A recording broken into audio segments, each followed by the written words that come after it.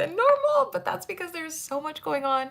And I just had to screenshot some headlines from this morning because they're so out of control. Okay, so let me just say that yesterday there was a major story that broke, which was about President Biden. And I wanted to start there because there has been some sort of speculation for a long time that Joe Biden was very sick. And not that this confirms that they knew, but at least we now know that he has been diagnosed with prostate cancer. So I'm not sure if you have friends, relatives, or colleagues who might have also been diagnosed with prostate cancer or any sort of form of cancer, but this is not a good diagnosis. It says the cancer has metastasized to the bone, according to the former president's personal office.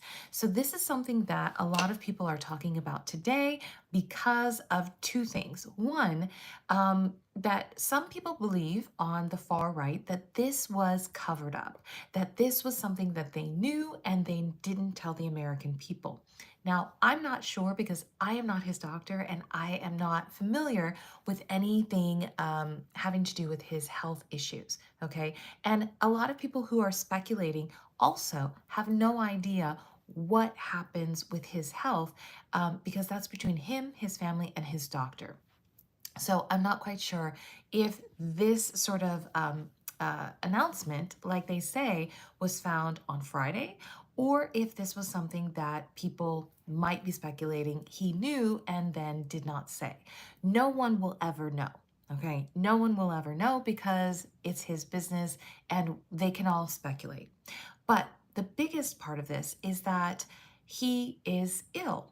And it's not a good look, right? It's not a good look for anybody to have to go through something like this. It's just not good news at all. I hope you're having a good Monday morning. This is not good news to start with, but I wanted to start with it because it's so important. Because the second thing is, it's giving awareness to getting cancer screenings, getting in to see your doctor, which brings about a much larger issue that is facing the Republicans today, which is that they passed out of committee last night the budget bill, which basically is aiming to give tax cuts to the rich and cut certain services from people with SNAP benefits and Medicaid.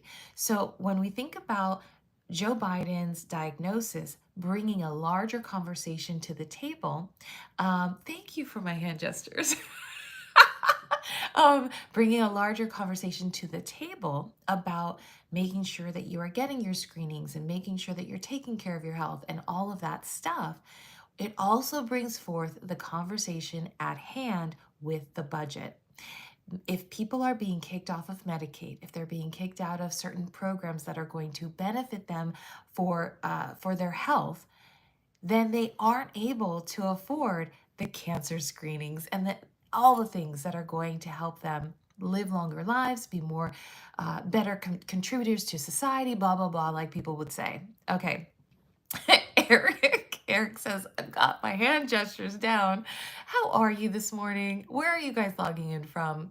Thank you so much for liking my live stream. Feel free to share it out if you have other social media that you'd like to share it to. Eric and I think the Oi Pickle 123 are here in my comment section. So this is one of the biggest things that people are talking about today. But I think that this is a larger conversation beyond former President Biden's diagnosis that definitely leans into the conversation of the budget. Okay, so that happened at 10 Eastern last night. I was covering it live at 7 p.m. Pacific.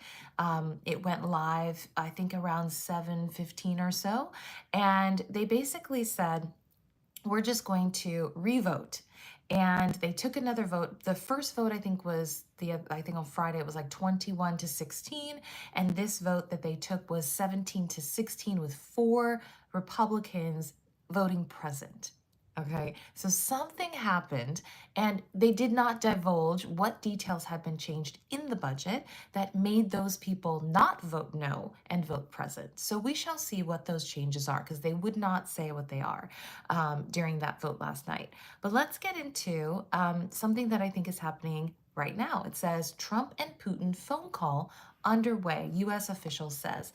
Trump has expressed frustration in recent days over the state of negotiations to end the war in Ukraine. And I don't think that a call with President Putin is going to do it. What do you guys think? I don't think that these two getting on the phone is going to end the war in Ukraine. Now, the reason that I say this is because he said he could end it on day one. Day one. We are way past 100 and some days into his presidency, and this is still happening. The war in Ukraine is still happening. The peace talks that were supposed to go on with Zelensky and President Putin, the peace talks actually happened, but he was nowhere to be found. So I'm pretty sure that he doesn't want peace.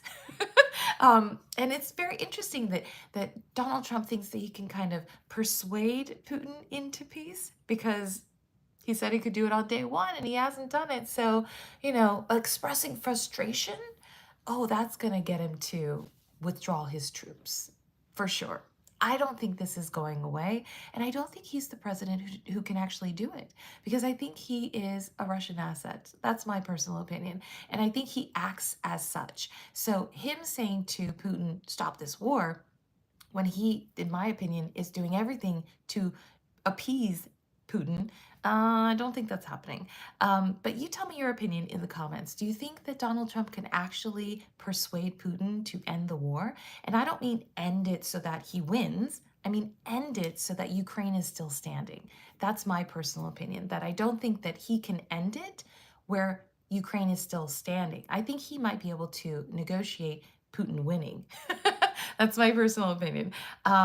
So a lot of times we hear about Elon Musk sort of finding his way into other pastures, right? He's not going to be part of Doge. He's gonna take a step back, and then we realize no, because he was in Doha or whatever. He was in the meetings with the financial tech bros over the past week. He's not going away. He might have sort of unofficially stepped away, but he's still very much part of that mix. And then these sort of articles come out where we're like, oh, is he polluting the world too? Yeah, it says Elon Musk brought, quote, the world's biggest supercomputer to Memphis, and residents say they're choking on its pollution. So I know that the race for AI is a big, big thing right now. And if you haven't been paying attention, he has like this XAI. And a lot of people are really, really gunning for the top spot. Now, the United States has a very, very, very high level of AI going on with like OpenAI. But then they were kind of trounced by China with DeepSeek and a few other things that basically were like, hey, we can do this for cheaper. We can do this better, faster. And so the stocks kind of tanked a while back. This was before the market manipulation happened by Donald Trump. But this was very interesting because in addition to his sort of tanking of X, this sort of idea of supercomputers, people forget that that takes a lot of energy. And to run these sort of artificial intelligence systems, they take a toll on the places where they are using up this energy, or creating a system that is sort of, how would you say, the infrastructure to have AI run at such a high capacity. So I wanted to bring this up so that you can see a little bit more about this community. It says last summer, an abandoned factory in Southwest Memphis got a new life courtesy of Elon Musk's artificial intelligence company XAI. Okay, Musk named it Colossus. This is the supercomputer, and said it was the most powerful AI training system in the world. Okay, now a lot of people might think, hey, he's bringing something to our community. But a lot of times when people bring this sort of financial investment, there is a toll that has to be paid. right? And apparently it's being paid by these local, right? It says it was sold locally as a source of jobs, tax dollars, and a key addition to the digital delta, right? So they were sold this sort of idea that this was going to be something that was going to revitalize an economy. So then it says, quote, "This is just the beginning," XAI said on its website, "but for some residents in nearby Boxtown, a majority Black, economically disadvantaged community that has long endured industrial pollution, XAI's facility represents yet another threat to their health.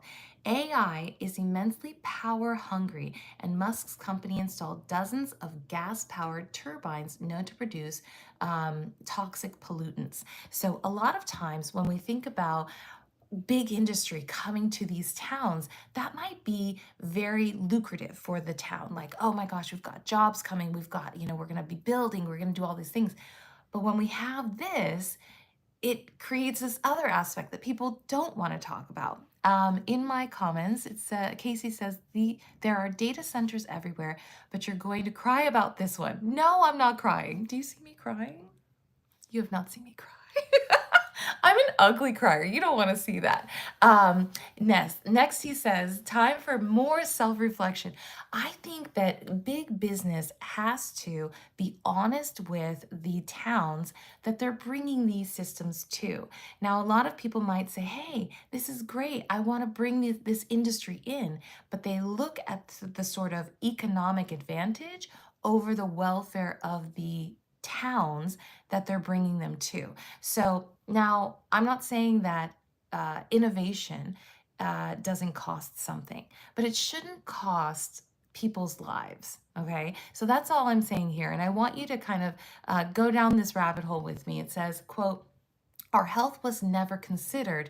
The safety of our communities was never, ever considered." This is from someone who suffers from a lung condition who lives 3 miles from the community. Now, I'm not saying that this community doesn't have other pollutants, okay? But in considering bringing something like this to a town, all of the variants have to kind of be explored. And this is something that I don't think that a lot of people kind of correlate with a supercomputer or correlate with building infrastructure around AI. So that's all I wanted to bring this to your attention for, is to make sure that as technology advances and as we sort of want more and more and more for it to do more things for us. I don't know if you remember the CEO of OpenAI, Sam Altman. He said, people saying please to ChatGPT is costing them a lot of money. Right? So every time we say the word please or thank you to our AI, it's just one extra word or 2 extra words or 3 extra words to the AI. That sort of every prompt is costing them a lot of money because it's a lot of energy, it's a lot of infrastructure to kind of keep having those prompts include additional words that you may or may not have to be polite to your AI. It depends on how you want to treat your AI. Either way, the point is that while we are, investing and innovating, that there is a downside. There is a cost to it. That's what I'm trying to say here. Let's see. Casey says, I live in one of the wealthiest counties in the country, and we have plenty of data centers. Good for you. I hope that they continue to be prosperous and provide, lucrative opportunities for the townspeople. This is happening right now. The latest in the Sean Diddy Combs trial.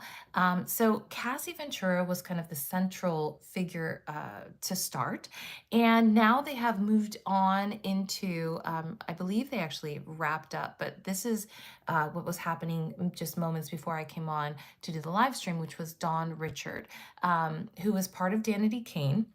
And if you kind of go down the rabbit hole of Danity Kane, you'll remember that Richard had a manga character, and I love this about her. She had a manga character that she had created called Danity Kane, and that was sort of the impetus for the group's name, Danity Kane. So if you didn't know that, that was a little sort of fun fact trivia about the musical group and how it got named. But she is testifying, or she was testifying before I came on. This is a little bit about her testimony. Richard said she alleged in every meeting with prosecutors that Combs hit Ventura. So she's actually testifying of what she witnessed between P. Diddy and Cassie Ventura. Richard confirmed on redirect that her first meeting with prosecutors was more than a decade after the alleged incidents that she encountered, including the 2009 incident in which she said Diddy tried to hit Cassie with a skillet in the kitchen. A lot of details of her sort of witnessing these encounters between Diddy and Cassie just sound so violent. They just sound so violent. And then it goes into a little bit more. It says, the environment was volatile and it was very hard to work in, so I tried to erase those things. Every day it gets easier to remember certain things. I try my best to do it to the best of my abilities. So she was also cross-examined by the defense this morning. And if you didn't know, she was part of Danity Kane, but she was also part of like this Diddy's Dirty Money group that kind of was created after Danity Kane went away, and she's a songwriter. She also had a little bit of like a solo career as well, and it's just really, really heartbreaking to hear how much trauma all of these sort of intermixings of groups and during like the making the band sort of but behind the scenes, like all of this stuff just seems so sad to hear that like all of us, we watched making the band, we watched Danity Kane, we watched all that, and then to know that like some of this was happening behind the scenes now because of her testimony just seems so sad. That I mean, and a lot of people know that the entertainment business is shady, but it shouldn't be toxic to the point of beating people and traumatizing and all the stuff that they're talking about now. Preppy Watermelon says, what happened? So Don Richard, actually, I think this is Don. Don Richard was on the stand this morning, sort of corroborating what she had witnessed Diddy allegedly do to Cassie Ventura. So that's been happening this morning. Like I said, there's so many things that are happening in the news that it's like where to look. Something else that was happening this morning, and I'll put this picture up just because it's about Donald Trump. He actually accused Beyonce, Bruce Springsteen, how would you say, who's the other one? Bruce Springsteen, Oprah, okay, of being paid to endorse Kamala Harris. So this was something that he put out in a tweet, I believe, this morning, where he's thinking about calling for an investigation into these celebrities as having potentially been paid off to endorse Kamala Harris.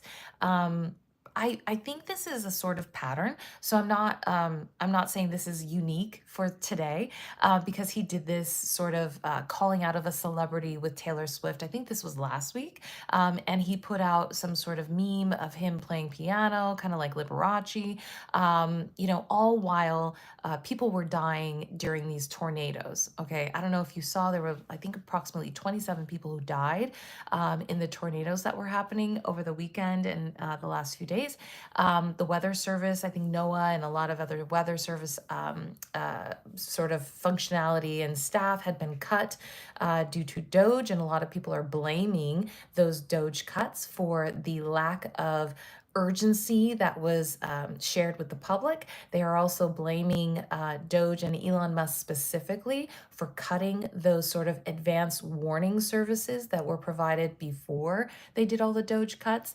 So instead of talking about the lives that were lost, Donald Trump is talking about investigating Beyonce, Oprah, and Bruce Springsteen. Now, if you don't know, Bruce Springsteen over the last few days has spoken out about his sort of views about the Trump administration being corrupt, inept, a rogue administration, and Donald Trump has lashed out on his social media about Bruce Springsteen being untalented and blah, blah, blah.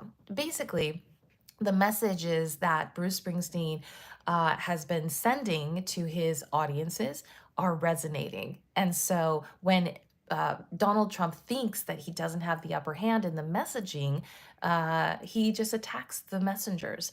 And so Bruce Springsteen is very much a beloved figure in the United States, and he knows that.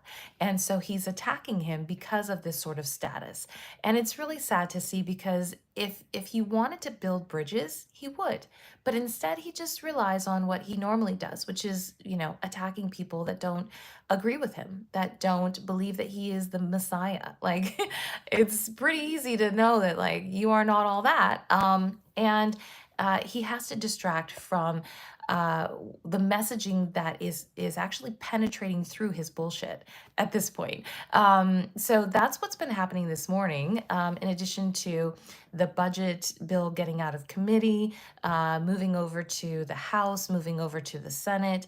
But I think they will have additional hurdles getting that budget through, because there's a lot in the budget that has nothing to do with the budget. And when you get to the Senate, there are a lot of people who will say this, according to our rules, cannot be passed. So even if it passes in the House, I believe there will be a lot of things that will block it from actually passing through the Senate.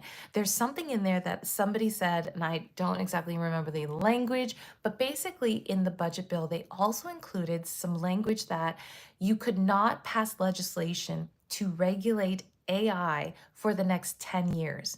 And so I'm pretty sure that alone is going to raise some eyebrows in the Senate, that AI can just do whatever it wants with all of these different companies for 10 years with zero regulation.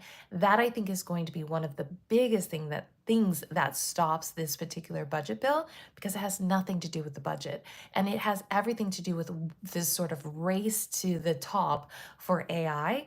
And it's not anything having to do with money or appropriations. Rhombus, how are you? So that's one of the biggest things that I think is going to be a major hurdle for this particular, what he calls the big, beautiful bill or whatever. And he's distracting people from the fact that it passed out of the budget committee. And I think that's very telling. I think it's telling because it's like, hey, we did something for the Republicans, except he's not really touting it as like the big thing this morning. He's touting investigating Beyonce, Bruce Springsteen, and Oprah, which to me says he doesn't want you to see that tax breaks for the rich actually passed out of committee, that Medicaid cuts actually passed out of committee, that SNAP benefits cuts actually passed out of committee. So I think that's the thing that he wants people focused on, is Beyonce, Bruce Springsteen, and Oprah, because he doesn't want you to remember that pretty soon shelves are going to be empty. Because remember that whole tariff thing? Oh, I screenshotted something else that I thought was very interesting. This guy, Scott Bessent, who I showed you not too long ago. He was in a sort of hearing, and he was sweating profusely. Okay. And this was when he was telling people that they hadn't had a deal yet with China. Okay. This is from yesterday. Scott Bessent says tariff rates will return to reciprocal levels if countries don't reach trade deals with the US. So basically he's saying, like, we did all that for nothing. If they're going to return to the rates that they were before, why did we increase rates on all these people to begin with? What that says to me is they can't get deals. They put their neck on the chopping block, and people like, or countries like China were like, we're going to call your bluff. And then now we're in this sort of 90-day pause with them.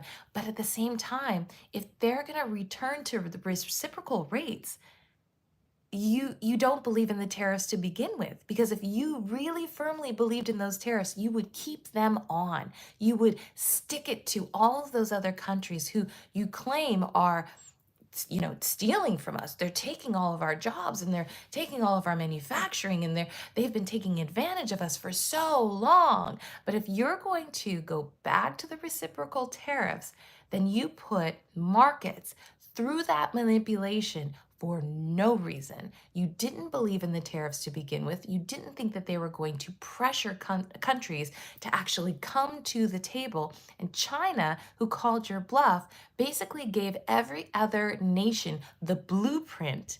They gave them the blueprint to say, so what? So what? You want us to come to the table? So I don't know if this is an admission on Sunday that they can't get deals, or that they're okay with reciprocal tariffs because they weren't so bad to begin with. It just would show you that they don't have a plan. They don't have a plan except to go back to what it was, because, our plan, our sort of strategy here was to, stick it to these countries. And the countries were like, and? Which is really sad on their part, but I digress. There are a lot of things that I'm sure you are thinking about where you live, but I wanted to bring up this one because I screenshotted this conversation. It was on TikTok, and it was Mr. Beast and it was Mark Zuckerberg.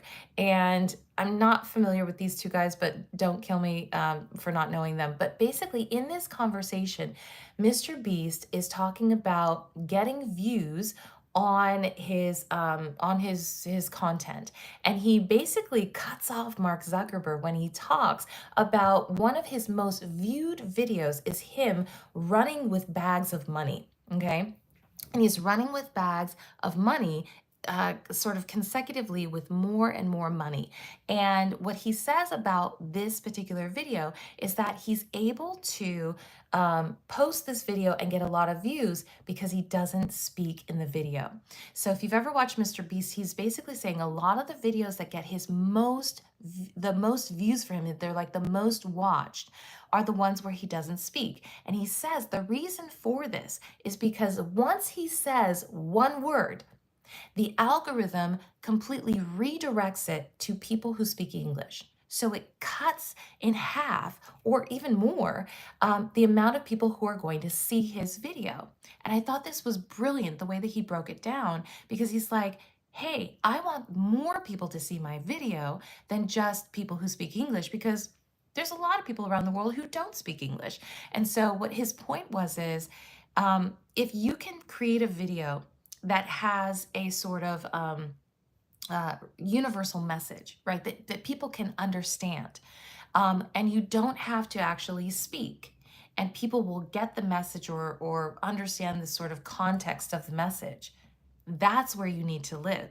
That's the kind of content that needs to go out there, because the cooking videos, the sort of ASMR videos, those do really well because the language isn't the sort of barrier, and it's not what the algorithm detects and then initially pushes half the world aside to kind of focus on. So if you are thinking of this sort of world and you're trying to get your content in front of people, I loved the way that he broke this down, because he's kind of gaming the system. He understands how his content is shared out, and that's the real game changer. Is if you can figure out how to get your content created in a way that it's not limited by language or some sort of audience barrier. That's what you need to do. So I wanted to bring this to you because I thought this interview was really, really important. Another thing, this one says, Walmart should stop trying to blame tariffs as the reason for raising prices throughout the chain. Walmart made billions of dollars last year, far more than expected. Between Walmart and China, they should, as is said, eat the tariffs and not charge valued customers anything. I'll be watching, and so will your customers. Okay, a few things happened in this tweet that I don't think he's very much aware of. Now, this is from the 17th. Walmart should stop trying to blame the tariffs as the reason for raising prices throughout the chain, even though they are the reason for them raising prices, because one of their sort of slogans is that they keep the prices low. Okay, Walmart made billions of dollars last year, far more than expected. Now, this is making billions of dollars more than expected in an economy that he says was terrible under Biden. So how did they make billions of dollars last year that more than expected if the economy was so bad? right? Okay, he says they need to eat the tariffs. Okay, but I thought that the countries were going to eat the tariffs, not American companies. Okay, so he's giving it away here that the American companies are going to pay more in the tariffs and they are going to pass it along to their customers, which is not what he was basically saying about how tariffs work. Because we know how tariffs work. He didn't know how tariffs worked, and he tried to sell that the countries, the other countries, those countries are paying the tariffs. We're putting tariffs on those countries. But that's not how it really works. And he's basically telling on himself here that they need to eat the tariffs, okay? Because he knows that the businesses here are the ones who actually absorb those tariffs and then they pass it along to their customers. So he's telling on himself here. And Walmart told on him when they announced to everybody that they would be raising the prices because of the tariffs. And it's exactly what he was trying to do with Amazon. When Amazon was reportedly going to start telling people that, the tariffs were going to be listed as the sort of increased tax on all the Amazon products. And now he's threatening Amazon. I'll be watching. Yeah, that's a threat. I don't know what else it could be. But apparently Walmart said that it wasn't going to really, raise the prices, whatever. How does he think that people do business?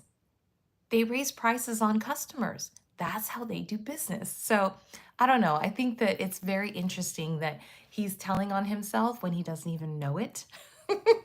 Let's see. Renee says, I just want to buy American made. We need to start taking care of our own. Absolutely. Absolutely. But the majority of products in Walmart, I don't know that they're made in America. So it's very interesting that you might want to buy from American companies, but I can guarantee you that a lot of products that are sold in Walmart or even on Amazon are not made in America.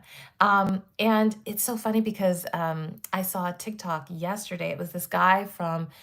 He said he was working with an ad agency, and he was talking about, I think it was McDonald's, and something on like the little fine print, and it says something like made with 100% chicken. Okay. And he said, it's interesting that it says with 100% chicken and not of 100% chicken. He said, so in this sort of advertising world, you have to be honest about, what you're selling and what it's made of, and you can't lie. And it's sort of the truth in advertising, right? And he's like, so yes, it probably was made with other chicken, and that other chicken was 100%. And I don't know if it was exactly McDonald's, but he was basically saying with other chicken is different than, or sorry, with chicken that is with 100% chicken is different than of 100% chicken. So it's very interesting. When you look at the labels, just know that wording, language matters, right? Let's see. Inspector Gadget says, I want to buy American, but it is unaffordable. We have priced ourselves out, right? And we should have a livable minimum wage, right?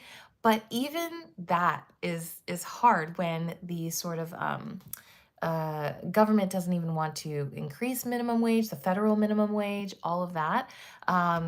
It's very difficult. But there are so many things that we could go into this morning. But I hope that you are starting off your Monday with a very, very positive attitude. I'm so glad that you are here with me today.